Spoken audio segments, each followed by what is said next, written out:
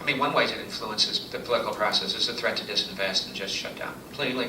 Ownership of the media is absolutely critical. But this thing, after this decision, is really sort of unparalleled, and it's really, really crippling. And I thought I heard that the amount of money, outside money that fled into this midterm election this time was as much as in the last 7 midterm elections combined. And it's very, very, very disturbing. It's really, 2012 is going to be very interesting.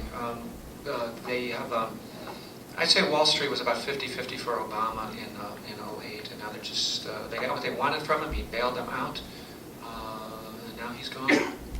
So I'm not sure that I answered all your question, but I answered some. I have a very simple-minded question. Who are these people who are effectively running Obama? Has anybody made a list of the, say, top 100 rich and powerful people? I said it was going to be simple-minded. So that, we can analyze who they are, how they interact, how they arrive at a unified decision as to what our president should be doing. How can we go about going at them and not just at Obama, who seems to be to some extent a figurehead, a puppet? I said it was going to be simple-minded, but please take a crack at it. Well, some of that's going to await the memoirs that come out from insiders, afterwards when we really get a full record of, I don't know if they're keeping the transcripts that other presidents have kept. If you're a real, I kind of faded out of it now, but if you really follow this every day and you read all the inside journals and you read the Capitol Hill blog and, you read all the gossip, the political gossip kind of sections of the Washington Post, and then you can get a fairly decent record of various corporate CEOs that come in and out of the White House, and people that Obama's playing golf with, and things like that. I mean, I don't want to overly instrumentalize the direction of policy under Obama as if it's just nothing, but he's just like a pure tool, of economic interest. Like they call him up on the telephone and said, we need this from you today, and we need that from you tomorrow. I mean, there's also, there's existing dominant sort of ideologies and doctrines, sort of how you're taught to view the world when you go to Harvard Law and when you get a political science degree at Harvard. It's probably, the realm of ideology and the type of world view in the sense of how the world is supposed to work. And this middle ground you're supposed to steer between, just complete abject laissez-faire insanity on one hand and hideous, horrible, terrible, socialism, statism on the other hand.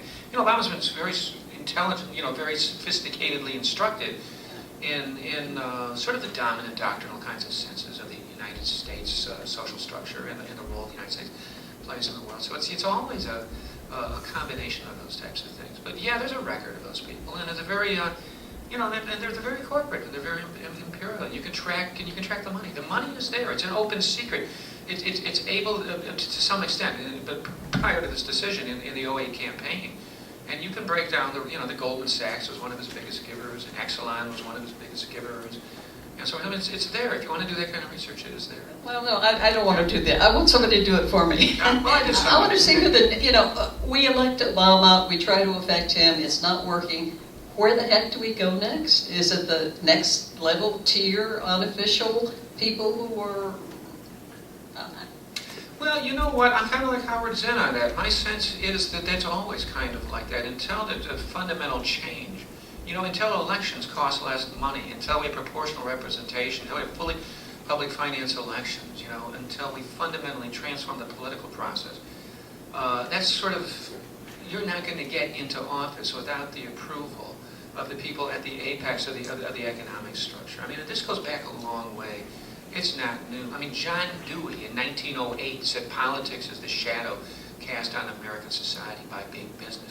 And it's just gotten more and more so that way because of how much it costs to run campaigns, because of your dependency of your policies looking like a success on the investment decisions they make. If they hate you too much, they stop investing and they shut things down. And unemployment rates go up, and you can't rule anymore. You can't have a second term. So there's a lot of things that are just sort of structural. I don't know how much change we can effectuate at the level of candidates and the electoral process, short of dramatic, fundamental, structural change in the electoral process. And given that reality and the distance of that, I much more lean towards social movements and grassroots rank and file social movements from the bottom up, and our ability, our development of a capacity to disrupt things from the bottom up, like people have in Europe. Well, you know, you can say, well, that's a false dichotomy because we got electoral reform.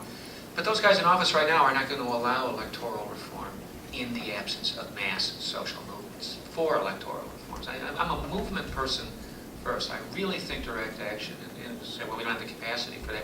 Well, then we have to develop the capacity for that. And we can develop the capacity for that. There's some of that.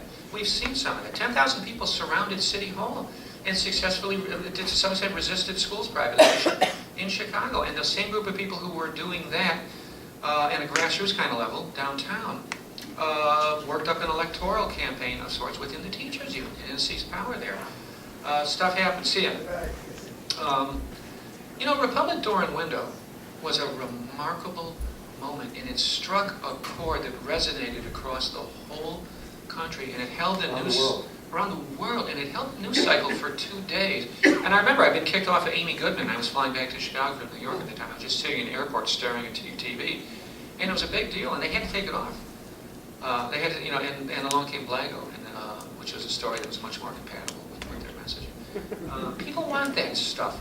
A lot of people want the kind of stuff Europeans do. We just don't seem to have the institutions in place to give expression to it. That's our job, to build those institutions. There was a shooting of a young black male in Iowa City in June of '09. We had a civil rights movement, and it lasted a day. It was extraordinary. We called a meeting. We met in downtown Iowa City Public Library. All these people came out of this new burgeoning black southeast side of Iowa City and told these harrowing stories of police harassment. And then it just fizzled. And then it just died. There were some strategic decisions that were wrong. We found out one of the leaders of it was really just an academic who was angling to be a city aldermanic candidate.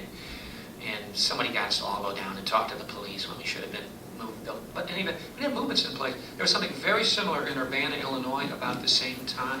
And it sparked a significant sustained protest movement which led to a reform in their police review board down there. I mean, you know, it wasn't a revolution or anything. It was a big deal. It was a significant improvement. And why?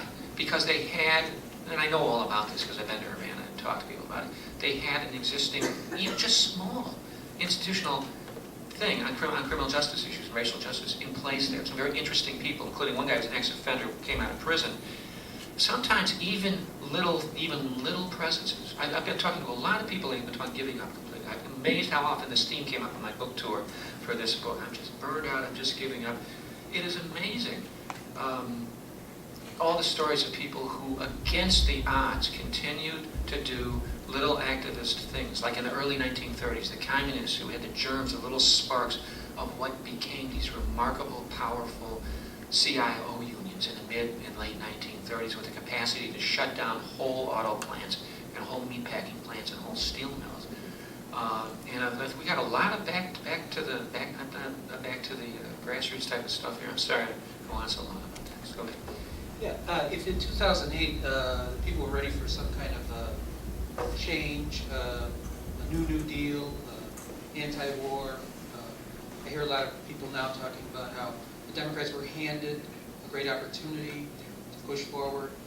And if Obama is actually a very conservative figure, his belief system is very conservative, in fact, possibly hostile to the progressive ideas, to the left, to the anti-war. There have been some indications of real hostility in the last year. Some of the things that were said, the Gibbs assault was just out of control. My question is, if... FBI raids on anti-war actors under Bush, too, under Obama. If the situation in 2008 called for, you know, this New Deal or high road industrialism, anti-war change, is it possible, or how much do you ascribe to Obama being conservative as a break on that, those possibilities?